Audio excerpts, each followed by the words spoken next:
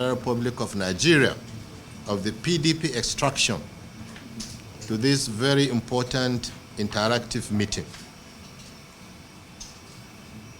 Let me, before I proceed, once again say our condolences to you and the good people of Sokoto State over the recent boat mishap that took place in Shagari local government that led to the death of several of our people there. Your Excellency may recall that you were in Abuja to have this meeting with us when that such incident occurred, and you drew our attention, and without any hesitation, we understood and said that is more important than having the interactive meeting. On behalf of the ministers then, I did say our condolences to you and our good people of Sokoto State. I once again say so, sir, and we do pray that the soul of those who had died in that boat mishap will rest in perfect peace in Al-Jannah Firdausi. Your Excellency, we here have agreed to have this interactive, very sensitive interactive discussions with our presidential aspirants. Though not all our presidential aspirants, the serious presidential aspirants of our party.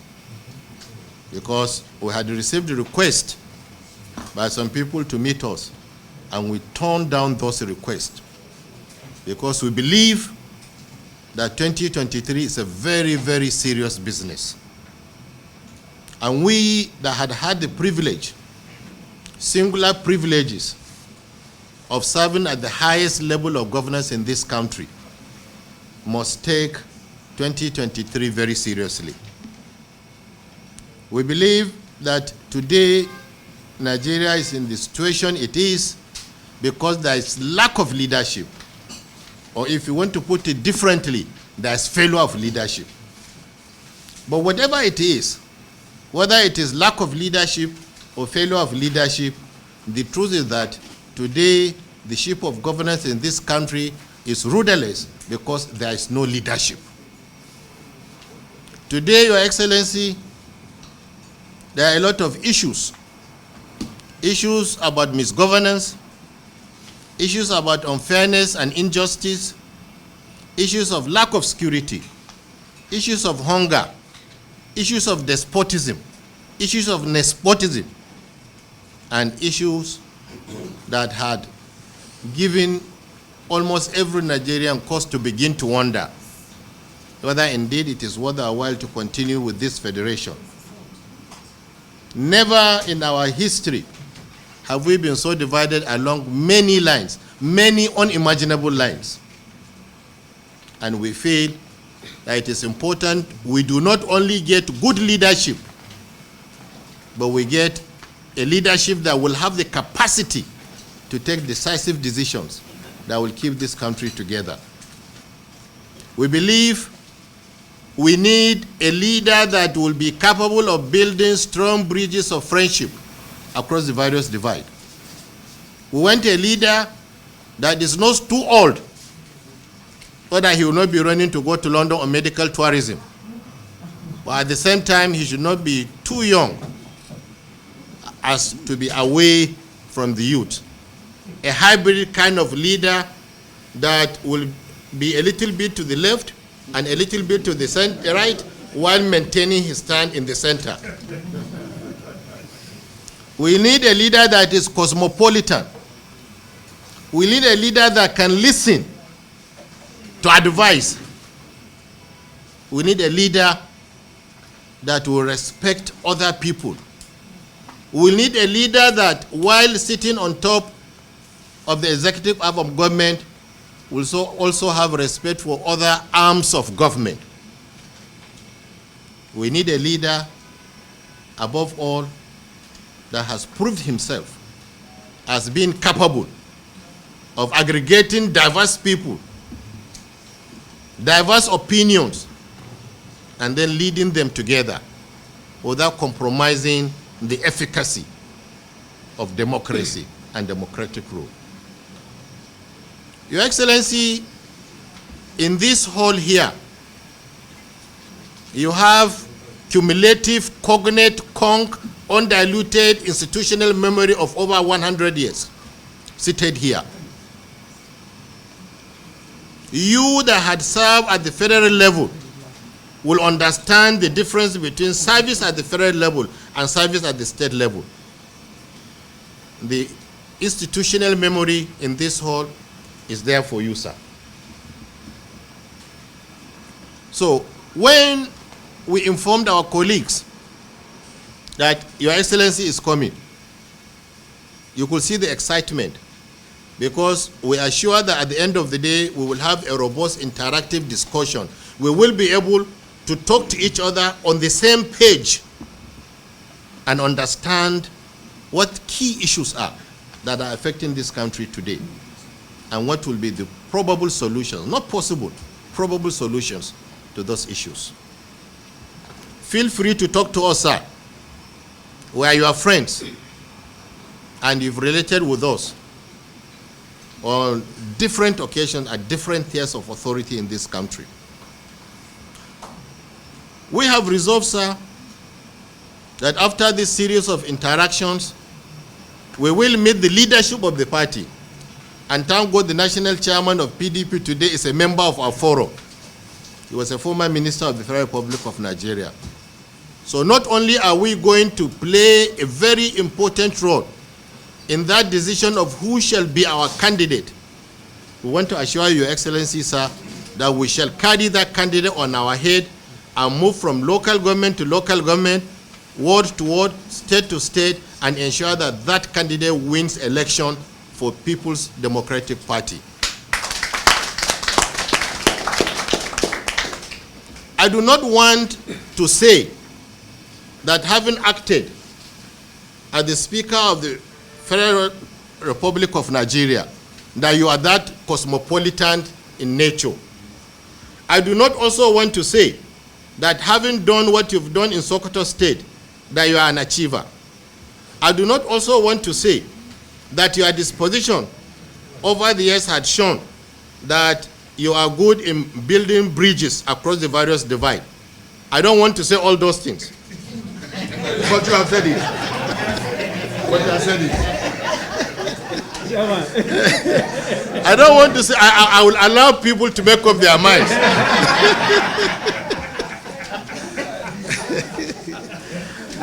So,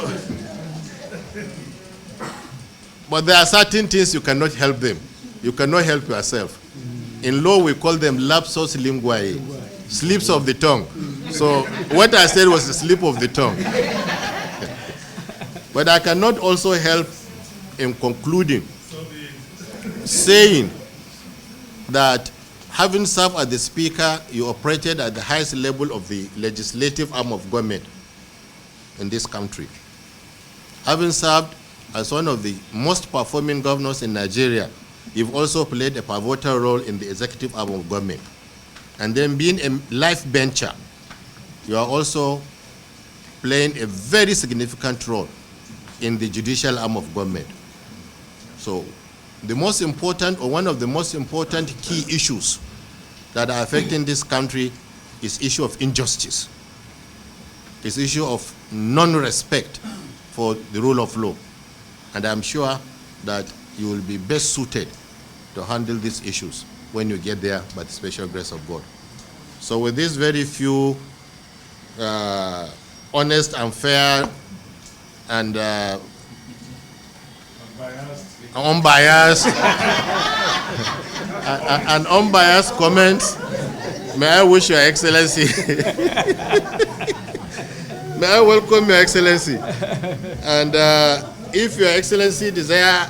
I cannot express how happy I am today that God has chosen for us to hold this meeting. Our desire was for us to meet about 2 weeks ago, but for the mishap in Shagari local government that claimed 29 lives. I called the chairman and drew his attention to it, and as compassionate as he has always been, he obliged that, yes, it's important for me to go back to Sokoto to attend to that emergency. We accept your condolences. I've already conveyed same to the families of those who lost their loved ones and the good people of Sokoto State. I thank you very much for the privilege of meeting you this evening. Privilege in the sense that even the chairman himself had said it in his remarks, that some other aspirants wanted to come here, but you declined. That goes to show that possibly I'm one of those that you see as such, or one of those aspirants that you consider worthy of being before your presence. I cannot take that for granted. I thank you so very much. Chairman, in your remarks, you did say and exactly captured the situation of our country today.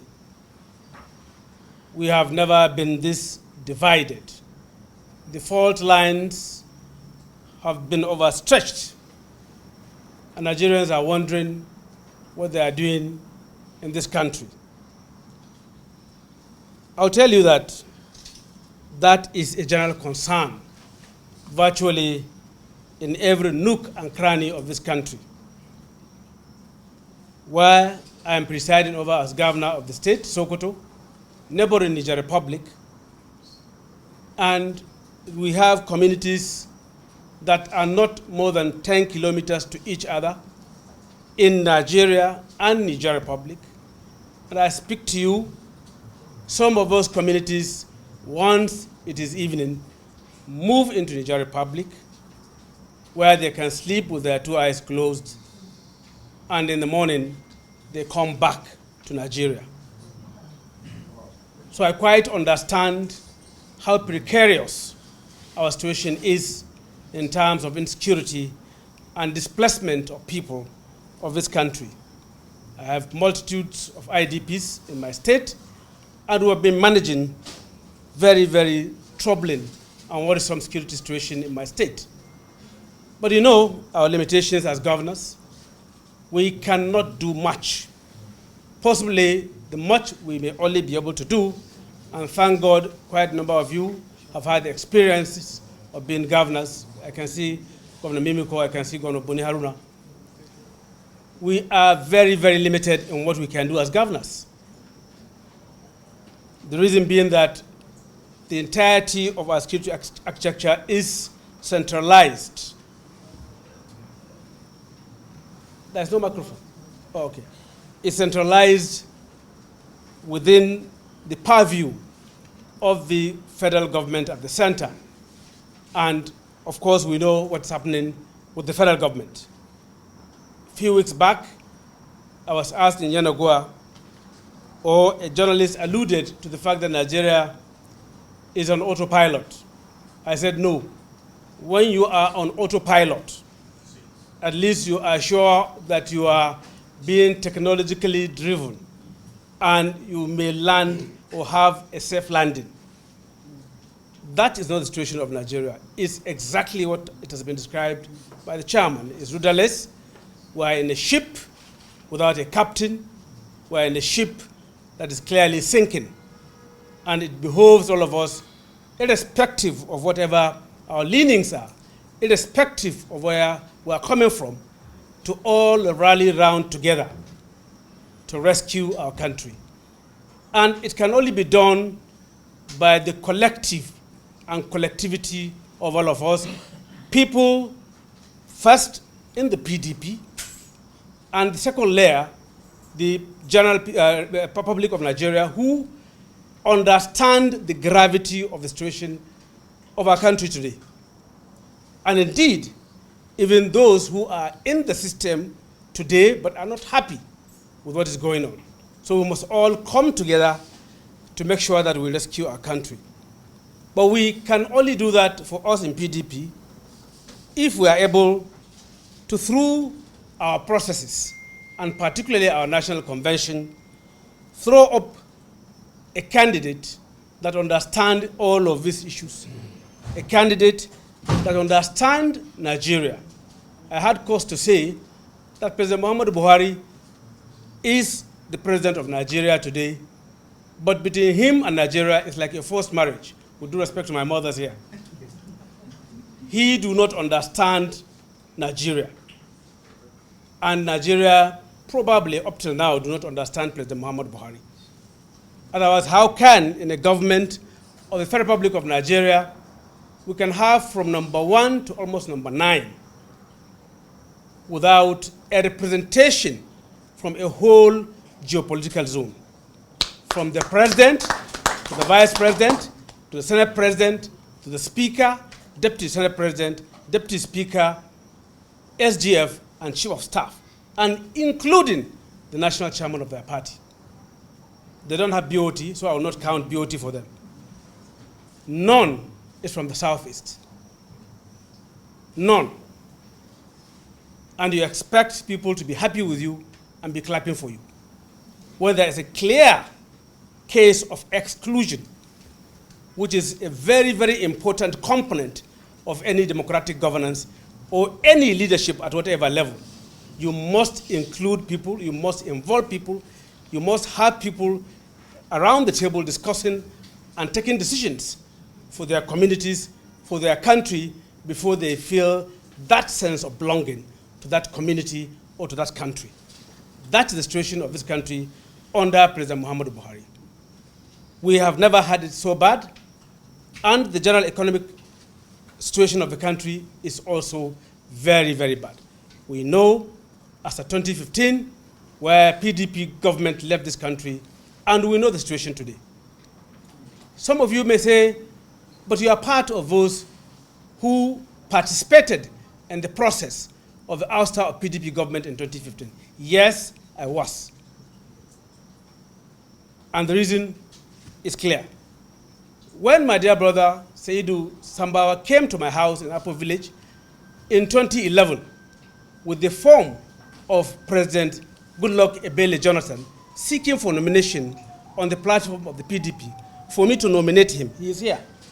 I did sign the nomination form of President Goodluck Ebele Jonathan in 2011 and participated actively in my home, in my local government, in my state, to deliver President Goodluck Ebele Jonathan. I became the Speaker of this country soon thereafter, and we worked together with quite a number of you as members of his council. We had reasons to disagree, not because I disliked the person of President Goodluck Ebele Jonathan, but because we disagreed as a house, as an institution that I was leading and providing leadership for, with some of the policies of the executive arm of government of our administration. And some saw it as a personal disagreement between me and President Goodluck Ebele Jonathan. And I had reason to disagree with that, and unfortunately, as we were building up towards 2015 elections, I had to leave and join the APC for us to now do what we did, work together to bring in President Muhammadu Buhari. But what happened thereafter? In 2017, 2018, I told so many of my political associates that I am disagreeing also with the way President Muhammadu Buhari was running this country. If you talk about ethnicity, if you talk about religion, myself and President Muhammadu Buhari are from the same ethnic background. We are from the same religious belief. But I disagreed also with the way he was and still is running our country. And I took the risk, coming from the Northwest, a sitting governor who could have won his election, possibly sleeping in his bedroom in 2019, but I took the risk and left the APC because I disagreed completely with the way he was running the government and joined back the PDP for us to work together to see that we rescue this country. So it was all about this country, nothing personal, nothing selfish, but all of it is about altruism, patriotism, and building our country together. And we worked together in 2019 elections. We all know what happened. We won the election as a party, but they took it away from us. And when some of my colleagues, 6 governors, came to me to appeal to me not to leave the APC, I told them that I have nothing personal against President Muhammadu Buhari. They said their concern for me is that I may lose election. I said, no. I rely on God Almighty and the good people of Sokoto State, and I assure you that by the grace of God, I can win this election in Sokoto State. They were very worried. I told them that any day I realize that I'm not adding value as governor of Sokoto State, I may as well, and I can, resign as governor and go back to my house. But I am disagreeing with President Muhammadu Buhari and you people in the APC because you have failed all of us. I participated in the formation of the APC and you knew my role. And they left without convincing me to stay behind. So as I said, it was nothing personal. It's all about our country. And I told them that President Muhammadu Buhari, as at then, had failed in his fight against corruption. That chapter is closed today. I told them that the level of insecurity will increase if President Muhammadu Buhari should come back. The 6 governors are leaving. They're in Nigeria. Some of them are still governors. And I told them that the general economic situation of the country may worsen and will worsen to the extent that exchange rate may get to $500. They are alive. 500 naira. 500 naira to $1. And I told them. We disagreed. They left. And I took my decision along with my people. And to the glory of God, we won the election to come back to the government house of Sokoto State, even though it was a Herculean task. It was a running battle from the polling unit to the Supreme Court. We thank God Almighty who sustained all of that victory despite every effort, including declaring our election inconclusive, and then for us to actually win the election. So I have a fair understanding of the situation of our country right from that time till now, and things are getting bad. It is only when we are able to get such a candidate with the understanding of the dynamics of the Nigerian state, a candidate that has affiliations, associations, friendship across the length and breadth of this country, and not only those friendship and associations, but who listens and understands the issues, and who can assemble a team that can work on the Nigerian project for us to retrieve our country, for us to reposition our country, for us to rebuild our country. Then we are not anywhere possibly better. But we must all identify such a candidate, and I believe that I possess those qualities. I started by my by my professional calling as a lawyer. I said by the chairman, I am a member of the audio benches, the highest regulatory agency of the legal profession in this country, a life bencher for that matter. I've served this country as member of the House of Reps, Deputy Chairman, House Committee on Rules and Business, Minority Leader of AMPP Leader of the House of Reps, Deputy Chief Whip of the House, and I became the Speaker of this country, the 7th House of Reps, and served this country for 12 uninterrupted years in the legislature. I believe that I understand the issues about legislature very well. I'm now serving as governor of Sokoto State. I'm in my 2nd term. And my brother, my neighbor, and a number of you who have been to Sokoto will bear me witness that we have achieved quite a lot in Sokoto State. We might not have been out there blowing our trumpet, but I dare say that we have done quite a lot in view of the resources that are available to the people of Sokoto State. We still pay salaries. As of today, we have paid April salary to our workers, irrespective of the fact that FARC had not taken place. We have paid our pensioners, and we are not owing any civil servant any kobo in Sokoto State. We are not owing our pensioners in Sokoto State. Yet we are carrying out a lot of very, very meaningful, impactful infrastructural schemes. Our health care is being turned around. Education sector is being turned around. Rural development is on course. And quite a lot is going on in Sokoto State. Take, for example, we have taken over 1 million pupils that are out of school children back to school. We are running one of the most robust girl child education program and scheme in Nigeria as of today. And our health indices are improving. Members of Global State House of Assembly, please. Capacity. There is no such a medical facility in Nigeria of today that has that capacity. That is in addition to what we are doing in primary health care. Governor Mimiko is aware of how effective primary health care can be to the people at the grassroots. And we have virtually in all our local governments, general hospitals and some major settlements, general hospitals. And in addition to that, we came up with 3 premier hospitals, 150 bed capacity each in each of the 3 senatorial districts. We are doing a lot in road infrastructure. We are doing a lot in employment of our youth and in educating them. Deliberately, we've been sourcing for very, very